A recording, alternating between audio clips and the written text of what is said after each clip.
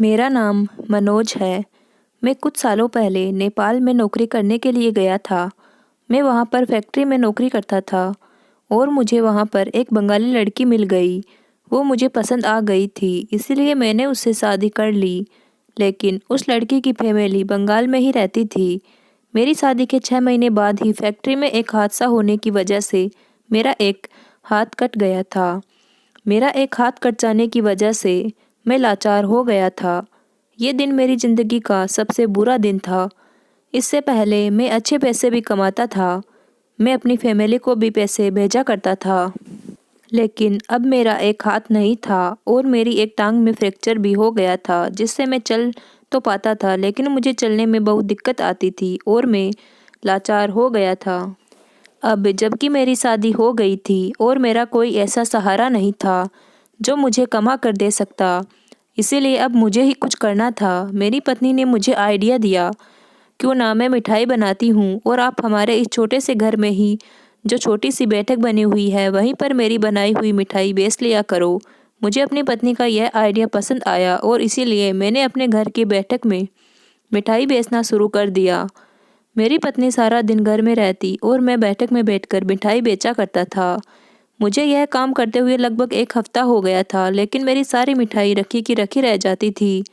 मेरा एक जानने वाला था जो मिठाई बनाने का सामान मार्केट से लाकर मेरी पत्नी को देकर चला जाता था। मैंने अपनी पत्नी से कहा था कि शुद्ध मिठाई बनाया करो, मिठाई में कभी मिलावट मत करना, क्योंकि मैं बहुत ईमानदार इंसान था और सारे काम ईमानदारी से करता था।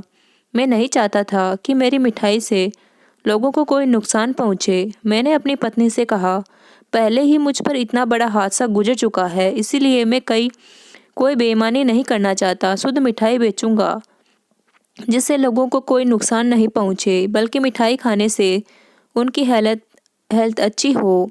लेकिन मुझे अपनी दुकान पर बैठे हुए पूरा पूरा दिन गुजर जाता था। कोई मिठाई खरीदने ही नहीं आता था। हमारे घर में एक भी फ्रिज थी, वह भी छोटी थी, और मैं बासी मिठाई अपने कस्टमर को नहीं बेचना चाहता था। मेरी पत्नी कहती कि अगर हम मिठाई फ्रिज में नहीं रखेंगे तो खराब हो जाएगी। मेरी पत्नी ने सारी मिठाई ली और मोहल्ले के सारे बच्चों को बांट दी। मेरी पत्नी का नाम श्रेया था और वह बंगाली थी, लेकिन यहाँ पर वह अपने किसी रिश्तेदार के यहाँ आई हुई थी। जब मैं यहाँ अपनी फैक्ट्री में काम करता था तब मुझे वह पसंद आ गई थी, इसीलिए मैंने उससे शादी करने के लिए कहा। श्रेया ने जब अपने माता पिता से हमारे बारे में बात की तो उसके माता पिता भी हमारी शादी के लिए तैयार हो गए थे, और जब मैंने अपने पेरेंट्स से पूछा तो वह भी हमारी शादी के लिए तैयार हो गए थे। हमने बड़ी सादगी से ही शादी की थी। हम दोनों की हमारी शादी के दिन के लिए नेपाल आ गए थे। अब जबकि मैं नेपाल में ही काम करता था, इसीलिए मैंने यहाँ एक किराए का मकान खरीदा और अपनी पत्नी के साथ इस किराए के मकान में शिफ्ट हो गया था। मेरी पत्नी हर 6 महीने में यहाँ पर आती रहती थी, इसीलिए वह यहाँ की हर चीज़ को जानती थी और उसे यहाँ के हर रास्ते के बारे में मालूम था। मेरी पत्नी बहुत खूबसूरत है, मैं भी कोई कम खूबसूरत नहीं था। मैं बहुत स्मार्ट हूँ। मेरे माता पिता ने श्रेया को कहा भी था कि तुम हमारे साथ चलो, लेकिन वह मेरा साथ छोड़कर कहीं नहीं गई और मेरी शादी के पूरे 6 महीने बाद मेरे साथ हादसा हो गया था, जिसकी वजह से मेरा एक हाथ कट गया और एक टांग में फ्रैक्चर हो गया।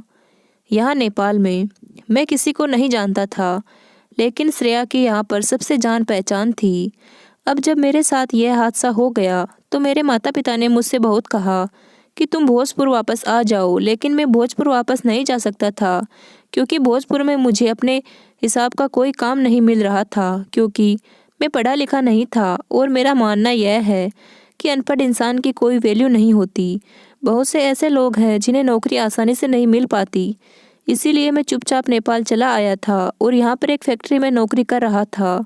यहाँ मुझे पैसे अच्छे मिल जाते थे, इस वजह से मेरे घर के हालात भी बेहतर हो गए थे। मेरे माता पिता भी खुश रहने लगे थे। हमारे घर से गरीबी दूर हो गई थी। मुझे नेपाल में नौकरी करते हुए 2 साल हो गए थे, इसीलिए मुझे नेपाल की ही आदत पड़ गई थी। मैं यहाँ से नहीं जाना चाहता था, इसीलिए मैं अपनी पत्नी को लेकर परमानेंट यहीं शिफ्ट हो गया था। मेरी पत्नी ने भी कहा था कि चलो हम यहाँ से चलते हैं, लेकिन मैं भोजपुरी जाकर अपने माता पिता पर बोझ नहीं बनना चाहता था, क्योंकि मेरे पिता भी बूढ़े हो चुके थे। घर में मेरे 2 भैया और 2 भाभियाँ भी रहती थी। वो लोग सोचते कि अब यह लाचार हो गया है और हम पर बोझ बनने के लिए हमारे पास आ गया है। इसकी मजबूरी है, इसीलिए यह हमारे पास आ गया है। लेकिन मैं तो बहुत ईमानदार और खुददार इंसान था, इसीलिए मैं किसी का सहारा नहीं लेना चाहता था। मैंने अपनी पत्नी से कहा, मैं नहीं जाऊंगा, लेकिन यहीं पर रहकर कुछ दूसरा काम कर लूँगा। अभी मेरी टांग का फ्रैक्चर भी ठीक नहीं हुआ था, लेकिन मैं बैठकर मिठाई बेचने लगा था।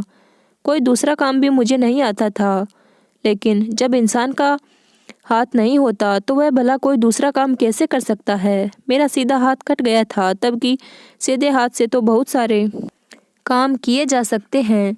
मैं बहुत मजबूर और लाचार हो गया था। मैं मिठाई बेचने की बहुत कोशिश करता, लेकिन मेरी मिठाई बिक नहीं रही थी। बची हुई मिठाई तो हमें बच्चों में बांटना पड़ जाता था। मैं बहुत परेशान हो गया था। पूरे 1 हफ्ते की मिठाई रोज़ बच्चों में बांटनी पड़ रही थी। मैं बहुत परेशान था, क्योंकि इस तरह से तो कुछ नहीं होने वाला था। जो मेरे जुड़े हुए पैसे थे वह मिठाई के सामान में खर्च हो चुके थे। अब मैं बहुत परेशान हो गया था। मेरे पास जुड़े हुए पैसे भी नहीं बचे थे। मेरी पत्नी बहुत अच्छी थी, वह मेरा बहुत ख्याल रखती थी और बड़ी मेहनत से मिठाई तैयार करती थी। इस हादसे के बावजूद भी वह मेरी बहुत मदद कर रही थी। उसने मुझसे वादा किया था कि वह मुझे छोड़कर कभी नहीं जाएगी और हमेशा इसी तरह से मेरा साथ देगी। मैं तो बिल्कुल लाचार हो गया था, इसीलिए मेरे सारे काम भी वही किया करती थी। उसे घर के काम भी करने होते थे, मेरे काम भी करने होते थे, और अब तो वह मिठाई भी बनाने लगी थी। मेरी पत्नी सच में बहुत अच्छी औरत थी। वह बहुत सीधी और मेहनती थी। इस मुश्किल की घड़ी में भी मेरा बहुत साथ दे रही थी। अगले दिन भी यही हुआ कि मेरी मिठाई नहीं बिक सकी और ख़राब होने के डर से मेरी पत्नी ने उसे बच्चों में बांट दिया। मेरी पत्नी कहने लगी, इस तरह से तो रोज़ हमारा नुकसान होता चला जा रहा है और अब आगे मिठाई के लिए हमारे पास पैसे नहीं बचे हैं। इस तरह से कैसे काम चलेगा और हमारे आने वाली ज़िंदगी कैसे गुजरेगी। मैं भी बहुत ज़्यादा परेशान हो गया था। मेरे पास अपनी पत्नी के सवाल का कोई जवाब मौजूद नहीं था। अपनी पत्नी से बात करते करते मेरी आंखों में आंसू आ गए थे और फिर मेरी पत्नी भी रोने लगी थी। मेरी पत्नी मुझे तसल्ली देने लगी, कहने लगी, फिक्र मत करो, सब कुछ ठीक हो जाएगा, भगवान सब ठीक कर देगा, आप परेशान क्यों होते हो, मैं हूँ ना आपके साथ, सब कुछ ठीक हो जाएगा। मेरी पत्नी ज़्यादातर यहाँ पर आती जाती रहती थी, इसीलिए वह बहुत अच्छी नेपाली भाषा बोलती थी, लेकिन वह बंगाली थी। मेरी पत्नी बहुत ज़्यादा खूबसूरत थी। उसे देखकर तो मुझे कभी कभी यह अफसोस होता था कि कहीं मेरी पत्नी यह न सोचे कि मैं अब उसके काबिल नहीं रहा, और मुझे यह डर रहने लगा था कि कहीं मेरी पत्नी मुझे छोड़कर ना चली जाए। लेकिन मेरी पत्नी कहती थी कि तुम फिक्र मत करो, मैं सब कुछ जानती हूँ, मैं सब ठीक कर दूँगी, मैं हमेशा आपका साथ दूँगी और कभी बुरे हालात में आपको अकेला छोड़कर नहीं जाऊँगी। लेकिन आगे क्या होगा, अब मुझे इसी बात की टेंशन रहने लगी थी। फिर मेरी पत्नी ने मुझे एक सॉल्यूशन बताया, जिसे सुनकर मैं नाराज़ भी हो गया था। मैंने अपनी पत्नी से कहा कि मैं नहीं चाहता कि मेरी पत्नी को कोई दूसरा मर्द देखे, तो तुम्हें कोई ज़रूरत नहीं है। मेरी पत्नी कहना चाह रही थी कि मैं तुम्हारी जगह मिठाई बेचती हूँ। मैंने कहा कि मुझे यह बात पसंद नहीं कि तुम दुकान पर बैठकर मिठाई बेचो और दूसरे मर्द आकर तुम्हारी तरफ नज़र डाले। ये बात मुझे बिल्कुल पसंद नहीं, और यह आइडिया तुम्हारे दिमाग में आखिर कहाँ से आया। मैं ऐसा कभी नहीं होने दूंगा और तुम्हें कभी दुकान पर बैठने की परमिशन नहीं दूंगा। मेरी पत्नी कहने लगी, यह हमारी दुकान नहीं, बल्कि यह तो हमारे घर में बना हुआ छोटा सा कमरा है और मुझे कहीं दूसरी जगह तो नहीं जाना। अपने घर में बैठकर ही तो मिठाई बेचनी है। लेकिन मैं आगे नहीं बैठूंगी, मैं साइड में होकर बैठा जाया करूंगी। मोहल्ले की औरतों को अगर पता चलेगा कि इस दुकान पर औरत बैठकर मिठाई बेचती है, तो आदमियों के साथ साथ औरतें भी मिठाई लेने आया करेगी। मर्द तो ज़्यादातर नौकरी पर चले जाते हैं, इसीलिए औरतों को भी मिठाई की ज़रूरत होती होगी, वह खुद ही आकर ले जाया करें।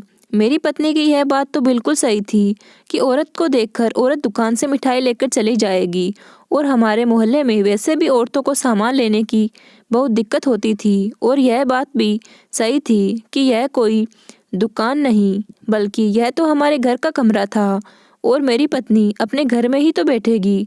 फिर भी मुझे यह बात पसंद नहीं थी, लेकिन हालात के बारे में सोचते हुए मैंने अपनी पत्नी को परमिशन दे दी। फिर अगले दिन मुझे खबर मिली कि बंगाल से मेरी पत्नी की बहन खुशी आ रही है।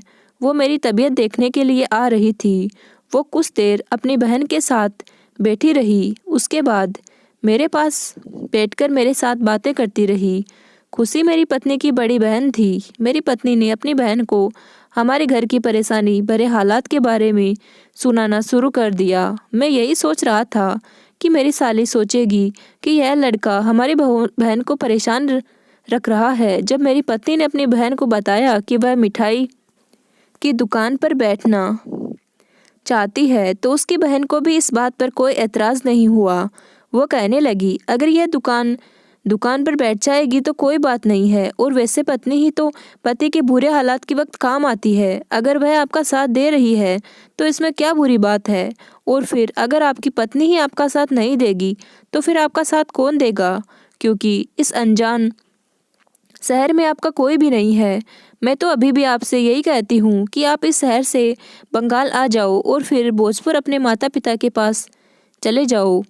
अगर आपको अच्छा नहीं लगता श्रेया को दुकान पर बैठाना तो फिर आपको तो जो ठीक लगे आप वह कर लो।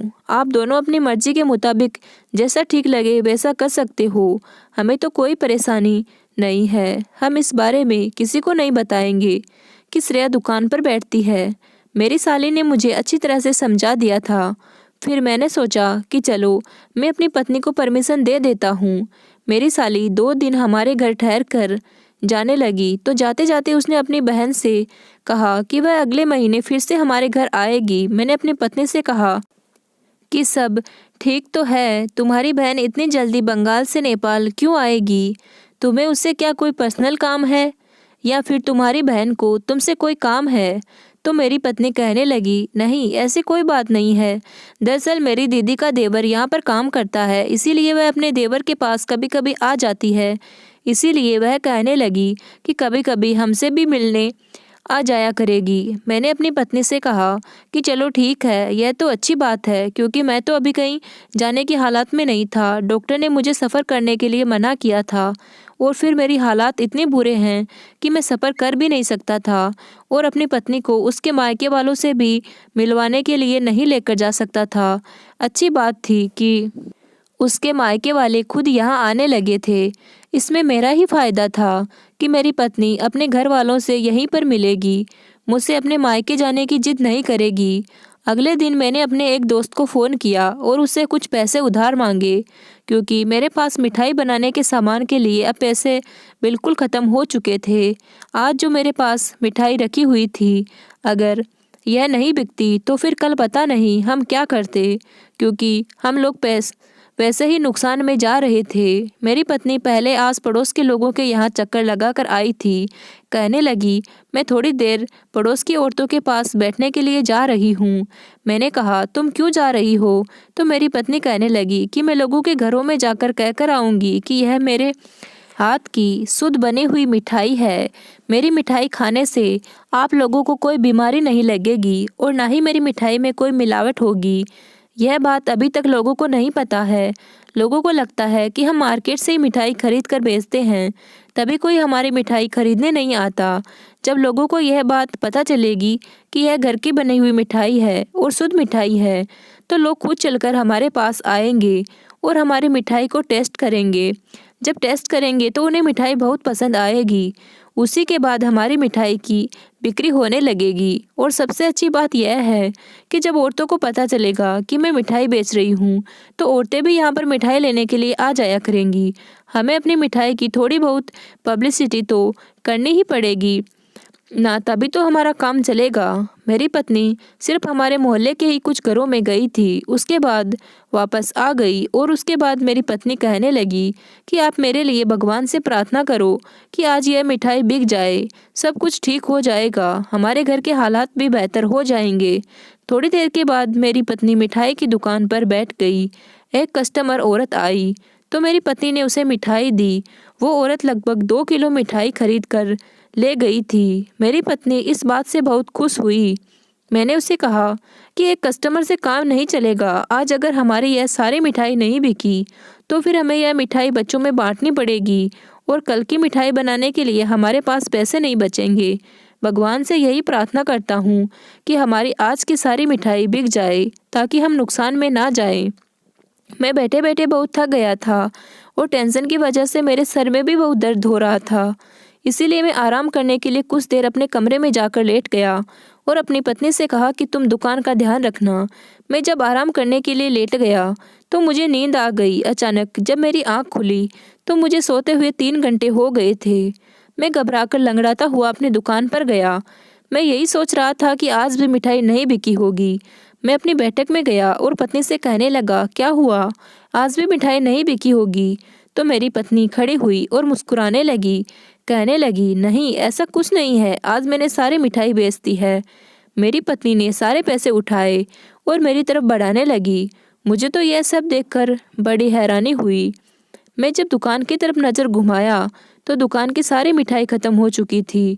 यह बात सच थी कि मेरी पत्नी ने सारी मिठाई बेच दी थी और वह उसी बिकी हुई मिठाई के पैसे मुझे दे रही थी। मैं हैरान रह गया था कि इस 3-4 घंटे में मेरी दुकान खाली हो गई थी। मेरी दुकान की सारी मिठाई बिक चुकी थी। मुझे लगा कि मेरी पत्नी मजाक कर रही है या फिर मैं कोई सपना देख रहा हूँ, लेकिन जब मैंने दुकान की तरफ देखा तब यकीन करने के अलावा कोई और चारा भी नहीं था।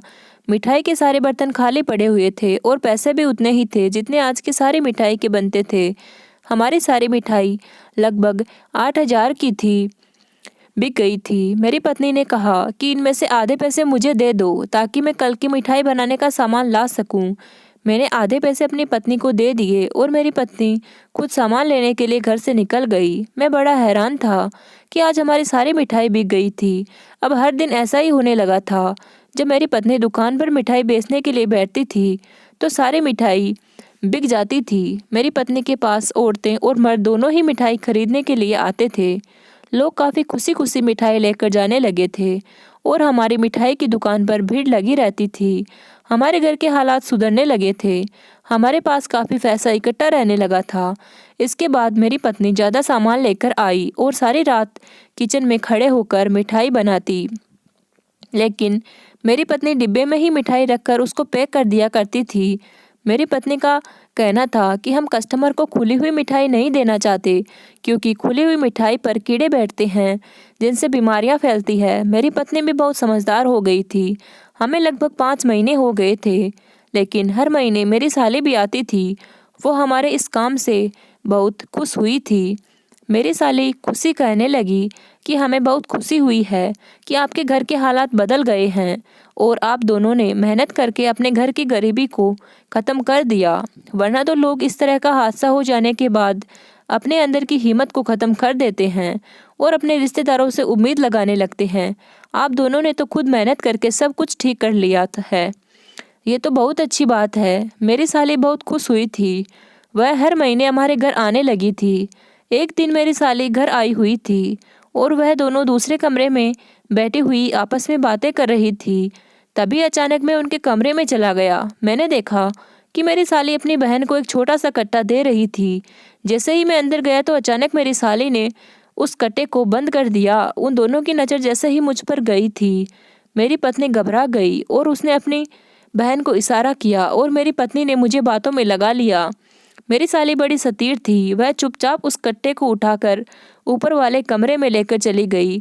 मैंने अपनी पत्नी से पूछा कि इस कट्टे में क्या है, तो मेरी पत्नी कहने लगी, दीदी का कुछ पर्सनल सामान है, वह ऊपर स्टोर रूम में रखने जा रही है। उन दोनों को शायद पता नहीं था कि मैं उनकी चालाकी समझ गया था। वह दोनों मुझसे कुछ छुपा रही थी। उस कट्टे में कुछ ज़रूर ऐसा था कि वह मुझे बताना नहीं चाह रही थी। हमारा स्टोर रूम ऊपर बना हुआ था। मैं ठीक से चल नहीं पा रहा था। इस वजह से मैं सीढ़ियों तक नहीं चढ़ सकता था। मेरी पत्नी और साली दोनों ही मुझसे झूठ बोल रही थी। मैं चाहता था कि ऊपर जाकर देखूं इस कट्टे के अंदर क्या है, लेकिन मेरी मजबूरी थी। मैं सीढ़ियां नहीं चढ़ सकता था। जब मेरी साली नीचे उतर कर आई तो मैंने उससे भी यही सवाल किया कि तुम स्टोर रूम में क्या रख कर आई हो, तो उसने भी यही कहा कि इसमें मेरा कुछ पर्सनल सामान है, जब मैं अपने घर जाऊंगी तो इसे ले जाऊंगी। मैंने कहा, ऐसा कौन सा पर्सनल सामान है जो सिर्फ स्टोर रूम में ही रखा जा सकता है। मेरी पत्नी और मेरी साली ने दोनों ने मुझे बातों में लगा लिया और बातों बातों में मुझे ऐसा कर दिया कि मैं उस कट्टे वाली बात को बिल्कुल भूल गया। लेकिन रात के टाइम ही मुझे पता चला कि 1 घंटे बाद मेरी साली बंगाल जा रही है। जब मेरी साली चली गई तो मैंने अपनी पत्नी से कहा कि वह अपना पर्सनल सामान नहीं लेकर गई। तो मेरी पत्नी ने कहा कि नहीं, वह शायद अपना सामान भूल गई है, कोई बात नहीं, अगली बार आएगी तो ले जाएगी। जबकि मैं अच्छी तरह समझ गया था कि उस कट्टे के अंदर कोई पर्सनल चीज़ नहीं है, वह एक छोटा सा कट्टा था। अगर उस कट्टे के अंदर मेरी साली का पर्सनल सामान था तो फिर वह अपने पर्सनल सामान को यहाँ भूलकर कैसे जा सकती है। वैसे मेरी साली बहुत अच्छी थी, हर बार वह मेरी फिक्र करती थी और अपने पति के साथ ही हमारे घर आई थी। लेकिन अब की बार न जाने ऐसा क्या हुआ था कि वह अब अकेली ही बंगाल से नेपाल आने लगी थी। लेकिन मेरे दिमाग में सिर्फ यही बात घूम रही थी कि उसने जो कट्टा मेरी पत्नी को दिया था उसके अंदर ऐसा क्या था और वह दोनों मुझसे छुपा क्यों रही थी। मेरी पत्नी ने हर बार मुझे बातों में लेने की कोशिश की, लेकिन मैं समझ गया था कि ज़रूर कुछ ना कुछ गड़बड़ है। उस कट्टे के अंदर ऐसा क्या था? कहीं वह मेरी पत्नी के लिए उस कट्टे के अंदर राशन तो नहीं लेकर आई थी? मुझे अपने ससुराल वालों से कोई मदद नहीं लेनी थी। मैं कोई बेवकूफ़ इंसान नहीं था और ना ही अपने ससुराल वालों से कोई सहारा लेना चाहता था। राशन तो वैसे भी मिल सकता है, तो फिर मेरी पत्नी की बहन बंगाल से ही राशन क्यों लेकर आएगी? मैंने अपनी पत्नी को अच्छी तरह से समझाया हुआ था कि मुझे कभी भी तुम्हारे मायके वालों से कोई मदद नहीं चाहिए। अगर मुझे कभी किसी की ज़रूरत पड़ी तो मैं सबसे पहले अपने माता पिता से मदद लूँगा, चाहे मेरा दूसरा हाथ भी क्यों न कट जाए। तुम्हारे लिए और अपने लिए सब कुछ मैं ही करूँगा, कभी हिम्मत नहीं हारूँगा। अब मैं धीरे धीरे थोड़ा बहुत चल सकता था क्योंकि मेरी टांग के फ्रैक्चर को थोड़ा थोड़ा फ़र्क होने लगा था। धीरे धीरे मैं इतना काबिल तो हो ही चुका था कि खुद को संभाल लिया करता था। मेरी पत्नी ने भी मुझसे वादा किया था कि वह मुझे छोड़कर कभी नहीं जाएगी और ना ही कभी अपनी फैमिली वालों से मदद मांगेगी। अगर मेरी पत्नी के पेरेंट्स अपनी मोहब्बत से कुछ देते हैं तो वह उनका प्यार और सम्मान है, लेकिन हम अपनी तरफ से उनसे कोई मदद नहीं मांगेंगे। लेकिन फिर मेरे दिमाग में वही बात आ गई कि उस कट्टे के अंदर क्या है, और अब तो मुझे इस बात पर भी शक होने लगा था कि मेरी पत्नी ऐसा क्या काम करती है जो उसकी मिठाई रोज़ 3-4 घंटे में बिकने लगी थी। यही वह मिठाई थी, यही वह दुकान थी और यही वह मोहल्ला था और इसी मोहल्ले के लोग थे। जब मैं बैठता था तो कोई मुझसे मिठाई खरीदने के लिए नहीं आता था, और जिस दिन से मेरी पत्नी ने दुकान पर बैठना शुरू किया था तो 3-4 घंटे में ही मिठाई सारी बिक जाती थी। ऐसा भी नहीं था कि मेरी पत्नी अपने आप को सबको दिखाने के लिए दुकान पर बैठती थी। मेरी पत्नी जब दुकान पर बैठती तो अपने चेहरे पर मास्क लगा लिया करती थी ताकि उसकी खूबसूरती और उसके खूबसूरत चेहरे को कोई ना देख सके। वो भी दूसरे मर्दों के सामने नहीं आना चाहती थी क्योंकि मेरी पत्नी बहुत शर्मीली टाइप की थी। वो तो कभी ऐसे कपड़े भी नहीं पहनती थी जिससे उसका शरीर का थोड़ा भी हिस्सा दिख सके। मेरी पत्नी बहुत ही संस्कारी औरत थी, लेकिन ऐसा भी नहीं था कि आसपास के आदमी यह सोचकर आ रहे थे कि इस दुकान पर औरत बैठती है। आदमियों से ज़्यादा तो औरतें आती थी। मुझे कुछ ना कुछ तो करना ही था। मेरी पत्नी आराम से मिठाई बेचती और जितने पैसे होते सब लाकर मुझे दे दिया करती थी। फिर दुकान बंद करने के बाद अगले दिन की मिठाई बनाने के लिए मार्केट से सामान लेने जाती थी। वो रोज़ औरतों से यह भी कहती थी कि मेरे घर मिठाई लेने के लिए आ जाया करो। हमारी दुकान पर मर्द काम और औरतें ज़्यादा आती थी। चलते फिरते जिस औरत पर भी मेरी पत्नी की नज़र पड़ जाती थी तो वह उसको हमारी दुकान के बारे में और मिठाई के बारे में बताने लगती, और वही औरतें हमारी दुकान पर मिठाई लेने के लिए आ जाती थी। अब मेरी पत्नी ने मिठाई की और ज़्यादा वैरायटी बनानी शुरू कर दी थी। हमारी दुकान की मिठाई बिकते हुए लगभग 8 महीने गुजर चुके थे। मेरी टांग का फ्रैक्चर भी काफ़ी हद तक ठीक हो चुका था और मैं ठीक से चल रहा था। मैंने अपनी पत्नी से कहा कि मैं डॉक्टर के पास जा रहा हूँ। मेरी पत्नी वैसे तो मेरे साथ डॉक्टर के यहाँ जाती थी, लेकिन मैं काफ़ी बेहतर महसूस कर रहा था। इसीलिए मैंने अपनी पत्नी से कहा कि मैं खुद चला जाऊँगा, तुम दुकान पर बैठो। मेरी पत्नी ने कहा कि ठीक है, आप चले जाओ, अगर आपको अकेले जाना बेहतर लगता है तो। वो कहने लगी, मुझे वैसे भी मिठाई बेचनी है, आज दिवाली का दिन है, कस्टमर ज़्यादा आएंगे, उसके बाद मुझे घर की सजावट भी करनी है। मैंने कहा ठीक है, तुम अपने काम से फ्री हो जाओ, उसके बाद हम दोनों रात को बाहर कहीं घूमने जाएंगे। मेरी पत्नी ने यह बात सुनकर खुश हो गई थी। यह कहकर मैं घर से बाहर निकल आया। यह कहकर मैं मार्केट चला आया और मार्केट से मैंने एक साड़ी खरीदी। साड़ी तो मैं अपनी पत्नी की भी ले सकता था, लेकिन मेरी पत्नी अपनी साड़ी को पहचान जाती। साड़ी मैंने इसीलिए खरीदी थी क्योंकि मैं साड़ी पहनकर अपनी पत्नी की दुकान पर मिठाई खरीदने के लिए जाना चाहता था। इसीलिए मैंने वैसा ही किया। मैंने एक सुनसान जगह पर खड़े होकर साड़ी पहन ली और घूंघट डालकर अपने चेहरे को अच्छी तरह से छुपा लिया। मैं बड़ी खामोशी से अपनी पत्नी की दुकान पर गया था और अपने आप को इस तरह से कर लिया था कि कहीं मेरी पत्नी मुझे पहचान न जाए। मैंने औरत जैसी आवाज़ निकाल कर कहा, मुझे 1 किलो मिठाई चाहिए। ऐसा मैं इसीलिए कर रहा था क्योंकि मुझे यह जानना था कि कहीं मेरी पत्नी कोई गड़बड़ तो नहीं कर रही। अगर उसने मुझसे पैसे ले लिए और मुझे मिठाई दे दी तो मैं समझ जाऊंगा कि मामला क्या है। वैसे मुझे अपनी पत्नी पर ज़्यादा शक नहीं करना चाहिए था, लेकिन शक करना भी ज़रूरी था क्योंकि मैं भी तो उसी दुकान पर बैठा करता था जिस पर मेरी पत्नी बैठ रही थी। फिर मुझसे कोई मिठाई क्यों नहीं खरीदता था और मेरी पत्नी से क्यों खरीद रहा था? बस यही बात मुझे परेशान कर रही थी और यही सब जानने के लिए मैं साड़ी पहनकर औरत के रूप में अपनी पत्नी के पास मिठाई लेने के लिए आया था। मैंने शॉल भी ढकी हुई थी क्योंकि ठंड बहुत हो रही थी, इसीलिए मेरी पत्नी को भी यही लगता कि मैं एक औरत हूँ। तभी अचानक मेरी पत्नी ने कहा कि आपकी 1 किलो मिठाई पैक कर दी है, इसके अलावा वो आपको कितनी देनी है? मैंने कहा कि क्या कितनी देनी है? तो मेरी पत्नी कहने लगी, वही 1 किलो देनी है या 2 किलो देनी है? मैंने कहा कि 1 किलो दे दो क्योंकि मैं समझ नहीं पा रहा था कि मेरी पत्नी किस चीज़ की बात कर रही है। इसीलिए मैंने वह जिस चीज़ की बात कर रही थी वह चीज़ भी 1 किलो पैक करवा ली थी। मैं पैसे देकर वापस आ रहा था तो मेरी पत्नी कहने लगी, आप दोबारा वापस आना, आपको यह चीज़ बहुत पसंद आएगी क्योंकि यह प्योर माल है। और मैं ये सामान लेकर अपने दोस्त के घर चला गया। वहाँ जाकर मैंने उसके कमरे में बैठकर जब वह सामान खोला तो मिठाई के डिब्बे में तो मिठाई ही मौजूद थी, लेकिन जब मैं दूसरा वाला डिब्बा खोला तो मैं हैरान रह गया कि इस डिब्बे के अंदर 1 किलो फिटकरी मौजूद थी। मेरा दोस्त भी वहीं पर मौजूद था और मेरा दोस्त उस फिटकरी को देखकर हैरान रह गया, जबकि मैं फिटकरी को देखकर हैरान नहीं हुआ था क्योंकि फिटकरी तो एक नॉर्मल सी चीज़ है। मेरे दोस्त ने कहा कि तुम यह क्या चीज़ उठाकर लेकर आए हो? तुम इसे मेरे घर से ले जाओ वरना यहाँ पर पुलिस आ जाएगी। मैंने कहा ये तो फिटकरी है और फिटकरी होने से किसी के घर में पुलिस कैसे आ सकती है? मेरा दोस्त कहने लगा, तुम पागल हो गए हो? तुम्हें नहीं पता कि यह कोई मामूली फिटकरी नहीं है। यह ऐसी फिटकरी है जिससे औरतें नशा करती है। मेरे दोस्त ने कहा कि तुम्हारी पत्नी दुकान में बैठकर गलत काम कर रही है। इसका मतलब यह है कि तुम्हारी पत्नी अगर बेकानूनी काम कर रही है, अभी तक शायद पुलिस को इस बारे में नहीं पता है कि तुम्हारी पत्नी यह चीज़ अपनी दुकान पर बेच रही है। अगर पता चल गया तो पुलिस तुम्हें और तुम्हारी पत्नी को गिरफ्तार कर लेगी और इतनी लंबी सज़ा होगी कि तुम कभी जेल से रिहा नहीं हो सकोगे।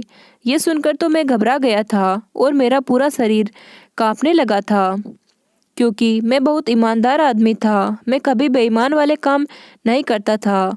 तो फिर यह मेरी पत्नी क्या कर रही थी? लेकिन मैं सोच में पड़ गया था कि मेरी पत्नी के पास यह फिटकरी कहाँ से आई थी। फिर मेरे दिमाग ने काम किया और मैं समझ गया कि हर महीने जो मेरी साली मेरे घर आती है और वह जो कट्टा लेकर आती है, शायद उस कट्टे के अंदर यही फिटकरी होती है और उस दिन भी उस कट्टे के अंदर यही फिटकरी होगी। ये चीज़ वह बंगाल से लेकर आ रही थी। मेरे दोस्त ने बताया कि यह फिटकरी यहाँ पर कहीं नहीं मिलती, यह सिर्फ दूसरे शहरों में पाई जाती है क्योंकि नेपाल में फिटकरी बैन है और कोई भी फिटकरी का व्यापार नहीं कर सकता क्योंकि यह मामूली फिटकरी नहीं है। यह एक ऐसी फिटकरी है जिसको पानी में मिलाकर पीने से इसका नशा किया जाता है। मेरे दोस्त ने बताया कि इस फिटकरी की एक खास बात यह भी है कि जो भी औरत यह फिटकरी पानी में मिलाकर पीती है उसे कभी प्रेगनेंसी नहीं रहती। इसीलिए इस फिटकरी का ऐसी ही औरतों सेवन करती है जिन्हें बच्चा नहीं चाहिए होता। मैंने सोचा तभी तो हमारी दुकान पर ज़्यादातर औरतों की भीड़ लगी रहती है। इसका मतलब यह था कि मेरी पत्नी और उसकी बहन, यह दोनों मिलकर इस काम को अंजाम दे रही थी। और जो मेरी साली मेरी पत्नी के लिए कट्टा लेकर आई थी, वो भी इसी फिटकरी का कट्टा था। और वो ये चीज़ बंगाल से लेकर आ रही थी। और ये दोनों मिलकर मेरी आंखों में धूल झोंक रही थी। मिठाई के साथ इस तरह की चीज़ बेचना कोई अच्छा काम नहीं था। मैं तो इस फिटकरी को वही मामूली फिटकरी समझ रहा था जो कि हम लोग इस्तेमाल करते हैं। लेकिन जब मुझे यह पता चला कि यह कोई मामूली फिटकरी नहीं बल्कि यह नशा करने वाली फिटकरी है, तो यह सुनकर मेरे पैरों तले से जमीन निकल गई थी। और अब मुझे कुछ भी करके इस गलत काम को रोकना था। लोग हमारे यहाँ मिठाई लेने के बहाने साथ ही इस चीज़ को भी खरीदने आते थे। इसका मतलब यह था कि मेरी मिठाई की दुकान पर सारी नशा करने वाली औरतें ही आ रही थी। और या फिर कुछ ऐसी औरतें जिनको प्रेगनेंसी नहीं चाहिए थी, वो औरतें अपने घर वालों से रहती होगी कि हम मिठाई लेने जा रहे हैं, जबकि वो औरतें यह गलत फिटकरी लेने आई थी। उन्हें मिठाई भी मिल जाती थी, अलग से फिटकरी को भी खरीद लिया करती थी। इस फिटकरी के पैसे मेरी पत्नी मुझे नहीं देती थी, शायद अपने पास ही संभाल कर रख रही थी। लेकिन मिठाई के पैसे तो वह मुझे रोज़ के रोज़ दिया करती थी। मैंने अपना सर पकड़ लिया और मेरा दोस्त कहने लगा, अब तुम्हें कुछ भी करके इस काम को बंद करवाना होगा, क्योंकि अगर धोखे से भी पुलिस को इस बात की खबर लग गई तो यहाँ भी कि पुलिस तुम्हारे घर को सील कर देगी और तुम दोनों पति पत्नी को जेल में डाल देगी। अपने दोस्त की बात सुनकर तो मैं और भी ज़्यादा घबरा गया था। मेरे दोस्त ने कहा, ये वाली फिटकरी नेपाल में बैन है, इसीलिए तुम्हारी पत्नी यह फिटकरी यहाँ पर ज़्यादा पैसों में बेच रही है। मैंने सोचा कि यह बहुत गैर कानूनी काम है और मैं ठहरा इज्जतदार आदमी, इसीलिए मैं इस तरह का गलत काम कभी नहीं होने दे सकता। मैं फ़ौरन ही घर गया और अपनी पत्नी से जाकर सवाल किया कि तुम्हारी बहन हर महीने हमारे घर क्यों आती है और क्या लेकर आती है। मेरा सवाल सुनकर मेरी पत्नी चौंक गई और कहने लगी, दीदी तो मेरे लिए कुछ भी नहीं लाती और वह सिर्फ मुझसे मिलने के लिए हर महीने मेरे घर आती है। मेरी पत्नी साफ झूठ बोल रही थी। मैंने अपनी पत्नी को सारी बात बता दी और कहा कि आज मैंने भेस बदलकर तुम्हारी सच्चाई जान ली है कि तुम क्या बेचती हो। मेरी बात सुनकर मेरी पत्नी ने सब कुछ एक्सेप्ट कर लिया और कहने लगी कि मैं कई दिन तो दुकान पर बैठकर देख लिया था, कोई कस्टमर नहीं आ रहा था हमारी मिठाई खरीदने के लिए, जबकि मैंने मिठाई बनाने में इतनी मेहनत की थी, इतनी मेहनत से मिठाई बनाती और साफ सफाई का भी बहुत ध्यान रखती थी और चाहती थी कि लोगों को शुद्ध मिठाई मिल सके। मैं लोगों को यकीन दिलाया कि हमारी मिठाई शुद्ध मिठाई होती है, इसमें किसी तरह की कोई मिलावट नहीं है। लेकिन किसी को मेरी बात पर यकीन नहीं आया और कोई कस्टमर भी हमारी दुकान पर मिठाई खरीदने के लिए नहीं आया और हमारा भी नुकसान होता चला जा रहा था। मैं बहुत परेशान हो गई थी। फिर एक दिन मैंने किसी से सुना कि यहाँ पर फिटकरी बैन है। फिटकरी इसीलिए बैन की गई क्योंकि यहाँ की फिटकरी से नशा किया जाता है और औरतें फिटकरी का इस्तेमाल प्रेगनेंसी रोकने के लिए भी करती है। इसीलिए मैंने सोचा कि क्यों ना मैं वाली फिटकरी मंगा लूँ और यहाँ पर बेचूँ तो हमें कुछ फ़ायदा होने लगेगा। अपनी बहन को फ़ोन किया और इस फिटकरी का नाम बताया तो मेरी बहन बंगाल से यह फिटकरी लेकर यहाँ आ गई। और यही वजह है कि दूसरे शहर में फिटकरी सस्ती मिलती है और हमारे शहर में फिटकरी महंगी। इसीलिए हर महीने मेरी बहन कट्टे में भरकर फिटकरी लेकर आ जाती थी। मेरी पत्नी कहने लगी कि इसमें कौन सी बुरी बात है, यह फिटकरी यहाँ के लोगों के लिए सोना है और यह लोग हमसे सोने के भाव ही खरीदते हैं, जबकि हमें यह फिटकरी बंगाल में सस्ती पड़ती है। मैंने अपनी पत्नी को डांट लगाई और कहा कि तुम इस गलत चीज़ की तारीफ कर रही हो, तुम्हें शर्म नहीं आती इस तरह का काम करते हुए। मेरी पत्नी कहने लगी कि अगर हमें फिटकरी बेचने से फ़ायदा हो रहा है तो इसमें कौन सी बड़ी बात है। मेरी पत्नी से कहा, हमारी वजह से लोग नशा कर रहे हैं। सरकार ने नेपाल में फिटकरी को इसीलिए बंद किया है क्योंकि यहाँ के लोग गलत संगत में जा रहे थे और यही काम अगर तुम करोगी तो यहाँ के लोग फिर से गलत संगत में जा रहे हैं। तुम्हें पता है कि इस चीज़ का नशा करने से इंसान मौत के करीब तक पहुँच जाता है, लेकिन मैं तुम्हें यह काम हरगिज़ नहीं करने दूंगा। मैंने अपनी पत्नी से कहा कि अगर मेरे भाग्य में पैसा होगा तो मुझे मिल जाएगा, लेकिन ऐसे गलत तरीके से मुझे पैसा कभी नहीं कमाना। आज के बाद तुम यह काम नहीं करोगी, और अगर तुमने यह काम किया तो मैं तुम्हें खुद पुलिस के हवाले कर दूंगा। मेरी ये बात सुनकर मेरी पत्नी घबरा गई थी। कहने लगी कि हमारे घर में तो बहुत सारी फिटकरी मौजूद है, अब मैं इसका क्या करूँगी। मैंने कहा, तुम इस फिटकरी को आग में जला देना ताकि इस फिटकरी के बारे में किसी को पता ना चल सके। मैंने अपनी पत्नी को बताया कि इस फिटकरी को बेचने की सज़ा सिर्फ जेल है, और जो यह फिटकरी यहाँ पर बेचेगा उसकी तो जमानत भी नहीं होगी। मेरी पत्नी बुरी तरह से डर गई थी और उसने वह सारी फिटकरी जलाकर राख कर दी थी। मेरी पत्नी ने अपनी बहन से भी फिटकरी लाने के लिए मना कर दिया था। मेरी टांग का फ्रैक्चर काफ़ी हद तक बेहतर हो गया था, इसीलिए मैंने वॉचमैन की नौकरी करने के लिए सोचा, क्योंकि मेरी दोनों टांगें तो ठीक हो गई थी और मेरा एक हाथ भी ठीक था। इसीलिए मैं बैठे बैठे वॉचमैन की नौकरी कर सकता था, और अब मैं एक स्कूल में वॉचमैन हूँ। वहाँ पर मुझे अच्छी सैलरी मिलती है। भगवान का लाख लाख शुक्र था कि इस फिटकरी के बारे में किसी को कुछ पता नहीं चला था। अगर पता चल जाता तो हम दोनों पति पत्नी को जेल भी हो सकती थी।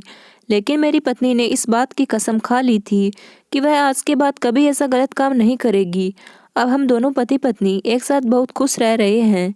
लेकिन मैं आपसे यही कहना चाहूँगा कि कभी भी किसी गलत काम को करने से पहले 1000 बार सोच लेना। हर ईमानदार इंसान गरीब रहना मंजूर करेगा, लेकिन कभी भी गलत तरीके से पैसा नहीं कमाना चाहेगा। दोस्तों, वीडियो कैसा लगा कमेंट करके ज़रूर बताएं। वीडियो को लाइक और चैनल को सब्सक्राइब ज़रूर कर देना। धन्यवाद।